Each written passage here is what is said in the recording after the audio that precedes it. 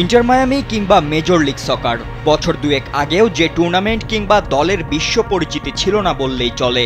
তবে 2023-এর জুলাইয়ের পর থেকে যেন বদলে যায় দৃশ্যপট। কারণটা ছিল মহাতারকা লিওনেল মেসি। মায়ামিতে পাড়ি জমানোর সঙ্গেই পুরো ফুটবল পাড়ার কেন্দ্রবিন্দু হয়ে ওঠে লিগটি।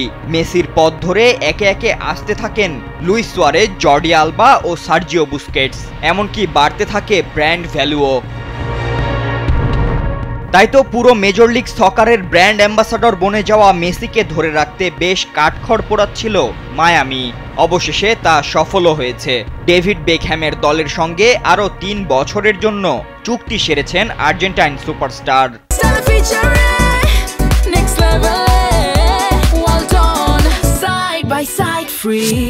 মেসির নতুন চুক্তি স্বাক্ষরের স্থানটিও ছিল ইতিহাসের সাক্ষী।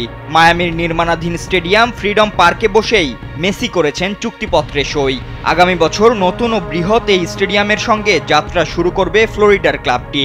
আর নতুন করে 3 বছরের চুক্তি সেরে মেসি জানিয়েছেন, মায়ামিতে আসার পর থেকে আমি খুব খুশি, তাই এখানে চালিয়ে যেতে পেরে আমি সত্যিই আনন্দিত। MLS-এর 2025 মৌসুম শেষেই মেসির সঙ্গে ফ্লোরিডার ক্লাবটির চুক্তির মেয়াদ ফুরোনোর কথা ছিল। তবে নতুন চুক্তিতে এখন ইন্টার মায়ামিতে 2028 সাল পর্যন্ত থাকবেন বার্সেলোনা ও PSG-র সাবেক এই ফরওয়ার্ড। যদিও নতুন চুক্তিতে মেসির বেতন সম্পর্কে কোনো কিছুই জানায়নি মায়ামি, তবে মার্কিন ক্লাবের সঙ্গে চুক্তির মেয়াদ বাড়িয়ে আসন্ন বিশ্বকাপ খেলার বার্তাই যেন ফের দিয়ে রাখলেন মেসি।